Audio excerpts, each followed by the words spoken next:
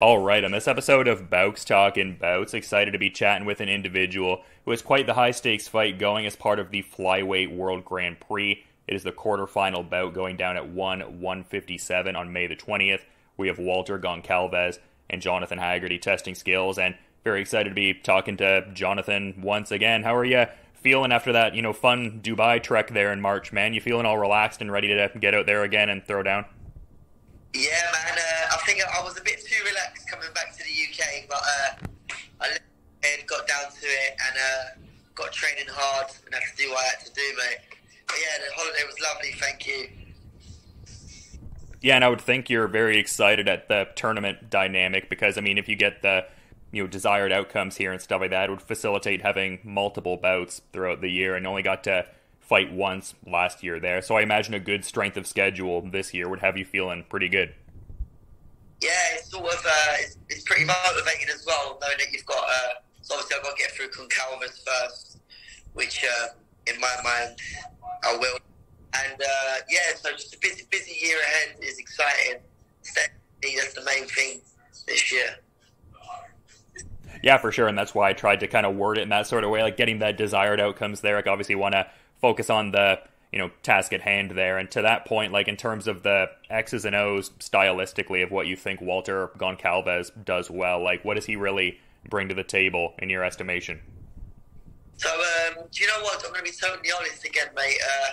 I haven't really watched any of his fights. I leave that to my trainers because if I start watching and my mind starts playing games and I start trying to adapt and do things. So I think he's quite short. I think the hands is going to be what does it this time round. He likes to kick. He's a good kicker. But apart from that, mate, I honestly think I'm going to blow him out the water. Yeah, I get what you're saying. Like, it's one of those, like, almost like that paralysis by analysis term that, like, certain people like Chael Sonnen and different guys like that use, where it's like almost you're too focused on what your opponent might be doing and you're not focusing on what you yourself can implement and do well. Is that sort of the mentality with, like, the, foregoing the tape study a little bit and focusing on your own individual refinement more? Totally. That's how I see it as well. So I just stick to what I do best and get the win. Yeah, and in the context of talking about focusing on the task at hand, it's still a cool-looking tournament field in a lot of regards. Like, I mean, you have Superlek in there, and, like, I know you've been wanting to test skills against him, and, a possible third Rodtang sort of fight there. So, like, what are your thoughts on the broader tournament field without, like, misdirecting your focus from the first fight here? So, in my mind, I think it's a hard tournament. One of the hardest tournaments you could probably find. We've got the best flyweights in the world, and I think also it's one of the most exciting categories, the flyweight. We've got some dangerous fighters in there, including myself, and it's just motivating. Do you know what I mean? Like knowing that you're coming up against the best in the world, like for them to put me in a position to fight against the best in the world, is pretty cool as well. So I'm very thankful for letting me test my skills. And yeah, I'd love to fight Superlek, and also I would love to fight Rodtang for the third time. First time lucky, they say. Yeah, and I think it's just such a cool journey because one of the times we were talking, I was referencing how, like, years back you would, like, message one championship and be like, hey, I could be a great part of the fold here. I could, really, show some great skill out there and stuff like that, as was mentioned in a documentary piece on you there as well and everything like that. So it must be a cool sort of thing being that you're a huge fixture in the promotion right now. Yeah, no, it's great. Like I said, I was watching it and I thought it was a great promotion. And yeah, that was it, mate. So I just messaged them and I really wanted to be a part of it. I felt like I belonged there. The skills that I have, I wish we had to showcase them throughout the world. And yeah, thankfully they signed me up. Very thankful for. Yeah, and it seems like there's, the ability to facilitate a lot of different cool combat sports opportunities, even outside of the, immediate space that you're in, which is Muay Thai, and obviously focused on the tournament field, and I would think would, keep you busy for a decent while. But it does seem like there would be that openness to, say, take, like, MMA rules or hybrid rules kind of bouts too. So can you speak to, I guess, the opportunities that exist within a company like that? I imagine it would be pretty, like, creatively stimulating. Yeah, I think that's why people are so into one championship, you know, because it gives you the platform to do whatever, express how your martial arts, if you know what I mean. You know, because I'd love to do MMA one day, and I'm sure one will let me. So that is that's the great thing about one championship, like I said, and also kickboxing. You know, I don't mind doing a bit of kickboxing either. So yeah, no, it's great. It's great that they do that, and it's more exciting. Yeah, there's so much excitement, and I'll probably, redirect some questions back to that sort of focal point there, but I wanted to touch on something from a previous Taiki Naito chat there, and just he was, addressing the chance to have a rematch with you potentially in this tournament, and his response was, I want to smash him at this time because I was literally smashed by him. I know he'll be in this tournament, so I'm keen to fight with him, take revenge, and I will get the belt. Like, what are your thoughts on just that kind of commentary and just the general idea of running it back with Naito? So, totally honest, mate, he doesn't want it. He doesn't want it. You know, he's tasted the power. He's just talking now. But first he's got to get through Superleg, which is going to be hard. And if he does get to fight me, I think he'll be in for another shock like he did the first time. So I don't know why he's talking really like that. Yeah, well, that was actually the last time we had like a lengthy one-on-one. He got smashed by me, and he wants to come and revenge that. You know, which is what fighters do, and it's great that he wants to do that, but it's not really a good idea. Yeah, like you don't think he'll have shored up enough, aspects of his game to make any kind of marked difference from the first time you guys ran it at the one Big Bang 2 event in December 2020 there? Say that again, sorry? Just maybe he hasn't shored up enough skills, like in the time you guys had the one Big Bang 2 fight in December 2020, or would make like a noticeable difference in a possible rematch, that sort of thing? Yeah, so I'm excited for any athlete towards me, I'm one of them fighters where I can adapt. Like, I'll train for one thing, but if it doesn't work, I can always adapt. So whatever he brings, I'm ready. Yeah, for sure. And I kind of wanted to go back to like some of the hybrid rules and MMA kind of stuff there, because I thought it was intriguing to see some of that popping up sort of around the time of like DJ Rodtang, and then kind of like in the wake of it too, just saying like, oh yeah, like I would represent a tougher fight, because like you've got that like grounding in MMA and just like the training lineage you have in that sort of regard there. Like, what would the temperature level be on that? Like, are you really prioritizing like having that Demetrius Johnson hybrid rules fight at some point? Because it seems like there's a lot of interested parties there. Yeah, I said it for when that fight got announced, the Mike and the Rodtang fight. I said I would definitely be a harder fight. My skill set's more, how can we say it, more advanced on the ground than what Rodtang's is. So like sort of like takedown defense. My dad's got his own gym. I've been in the gym since I was a young boy. Since I was like 7, 6, and been growing up around MMA fighters. I've been joining classes. So you can't learn MMA in the amount of time that Rodtang tried to. And me growing up for years, just learning the basics. I think that would be the difference. And like I said, I'll be a much tougher opponent than Rodtang for Demetrius Johnson. Yeah, you've got that great grounding at like, Team Underground and stuff like that, and it seemed like Kettle's gym is also a great part of the foundation there and stuff like that. So yeah, definitely have that, founding in the submission grappling aspects of it for sure. Yeah, 100%. I'm sure I can put a little triangle or two on. Yeah, that would be a very interesting thing to see down the line. So, like, I mean, talking about the hybrid rules sort of thing, like, would a straight ahead MMA bout hold interest for you? Like, I guess the temperature I'm getting from you and just the general impression would be that maybe you would want to jump full into the MMA kind of aspect, whereas maybe for Rodtang, it seemed like he was like testing the waters a little bit to see like his direction within MMA. Is that sort of a fair characterization? Yeah, no, for sure. He just grabbed the shot. It was a great opportunity.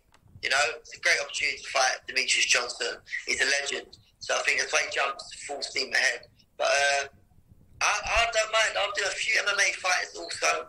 I'm easy. But if the Demetrius Johnson fight does come, I will take it with both hands, and I'll be more than motivated to learn some more ground skills, etc. Yeah, I'll be excited for that one. Yeah, a lot of exciting kind of things on the horizon and stuff like that there. I'm sort of wondering too, because different fighters I've talked to, they almost like hold the Grand Prix belt in almost a greater level of esteem than like the lineal championship in the division. Like, do you think capturing this Grand Prix title, getting your ideal outcome in the grand scheme of things, do you think winning that Grand Prix title would ultimately be like the sweetest kind of prize that you could acquire in the company, or is the desire to ultimately, get yourself back in that spot to be the lineal champion? No, I disagree. I want the actual one championship belt, not the Grand Prix belt. I want the belt that I already held once, and I want it again, and that is the official one championship world title. Yeah, I would think because of that previous reign and like the time with it, there would be that like direct connection and wanting to achieve that there. But just thought to ask because it seems like a lot of the fighters really do, look at the tournament title in a certain regard there. But that makes sense, just being the prior champion and stuff like that, holding that flyweight gold once again, I would think would be something that you maybe think about during some of those like hard training days where you gotta like really push through. Yeah, sure. I think what will make it more interesting, but it's obviously not down to me, is if they put prize money on the end. then we're talking. Yeah, it seems like there's some good coin to be made nowadays. I mean, you got the 50 G's last time there. Are we thinking 50 G's this time here, or maybe like go full on like 5 knockdowns, Liam Harrison, 100K in this situation? I'm going for the 100K, baby. Let's go. No, I love to hear that. My plan is, I am going in there to knock him out. I say it all the time. When I do say it, I do go in there and try and knock them out, So I'm not the type to say I'm going to go in there and knock you out and not go in there and not try it. If I say something, I'm coming in there to do it, and you better be ready. Yeah, no, I love to hear it for sure. I mean, the focus and the confidence definitely, coming across here leading into this big tournament here and stuff like that. And it's cool to see like so much of the one Super Series focus on this event. Like obviously the Grand Prix for the flyweights is stacked, but then having like 2 title fights kind of topping the card, I imagine as like a Muay Thai aficionado, that's like a cool sort of thing for you to be a part of. Yeah, 100%. When there's championship gold up for grabs, the shows are exciting. Well, every show's exciting, but that just makes it that a little bit more exciting. And for me to be not the main event for once and can fight and then watch other fights and enjoy the night is great for me, And just kind of touching on one of those bigger fights there, because you do have that past history with Joseph Laziri there, getting that win over him at One Eternal Glory. Like, what are your thoughts on that fight in terms of like how his style melds with Projanchai's style? Like, what are your thoughts on that, just with your localized experience there? I think Joseph Laziri has gained a lot. So let me word it a bit better. So Joseph Laziri has improved a lot since our last fights. He's got stronger. He's gone down a weight. He's fighting smaller people. But I think when coming up against Thais, he gets intimidated, and they'll outscore him. And they know the game, the Thais, so they'll beat him, I think. So, but yeah, no, I hope he wins. I do hope he wins. He's had some hard fights, but I hope he wins. And good luck to him. Yeah, for sure. Just great card all around there for sure. Really excited for it, no doubt. But a couple more things I wanted to touch on here. I'm always very curious about this for some reason. Like when I see people have, Cameo accounts and stuff like that. Have you gotten any kind of weird like requests there for shout outs, or has everything been pretty casual and normative, large in part? Yeah, no, funny you said that. I've had some grown women asking for videos of my feet, some sort of weird stuff like that. But yeah, it's not something I do. But I do have Cameo, but I don't send videos of my feet. No. Are we saving that for the Jonathan Haggerty OnlyFans, or maybe feet videos aren't in the plan so much? I'm all down for it. Like I've had this conversation with a few people. If I'll do an OnlyFans if it pays then I'll do the OnlyFans. Just need to get a bit of people like that want me to do it. Yeah, the internet is a very, very curious place there. So kind of glad I asked that question there, because usually when I see someone has cameos, it's like more often than not they have at least like one or two kind of unique, like outlier kind of requests there. So yeah, the feet videos, I imagine you haven't really, gotten that prior to, being on the one championship stage and stuff like that. Maybe one of the more curious aspects of being on a high profile kind of platform. Yeah, for sure. I think being on a high platform like one, it does help. Yeah, I agree. Yeah, but one of the last things I kind of wanted to touch on here, because like the last time we were talking, we were, discussing WWE's Aleister Black, who is now over in like AEW now as, Malachi Black with like the big House of Black faction, and seems like he's doing well with all of that. Like, do you keep in touch with him at all? Like, it seemed like there was a level of like mutual kind of respect based on the last time we were talking, and just the mutual appreciation. Like, is there any kind of level of like connecting with him and just chopping it up a little bit, because he seems to be quite a fan of like Muay Thai and seems like he trains to a degree himself? So with us, it's just sort of like a relationship where it's just like congratulations and keep smashing it, if you know what I mean. Like, not sort of the level where we can text each other on WhatsApp, but yeah, he's a great guy. He always congratulates me, wishes me good luck, and I'm the same towards him. But yeah, I'd love to meet up with him and learn some wrestling, Yeah, maybe we can get Jonathan Haggerty joining the House of Black. Maybe the lights go out and you pop up. Who knows, right? Yeah, sick. Let's get it done.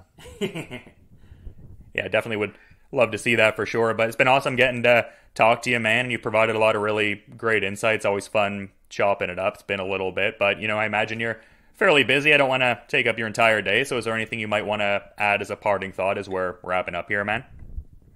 That's it. It's nice to speak to you as well, mate. And yeah, all the best. All the best. I'm easy. I'm ready to go. He's ready to go. You can very much sense that. And just, yeah, really looking forward to this World Grand Prix kicking off for the flyweights. That goes down at 157 on May the 20th, when Jonathan Haggerty and Walter Goncalves take part in one of the quarterfinal bouts. And yeah, to reiterate, thanks for coming on the show again, man. And just you enjoy the rest of your day, and looking forward to peeping the fight when it goes down. No worries, man. It's a pleasure. Thank you.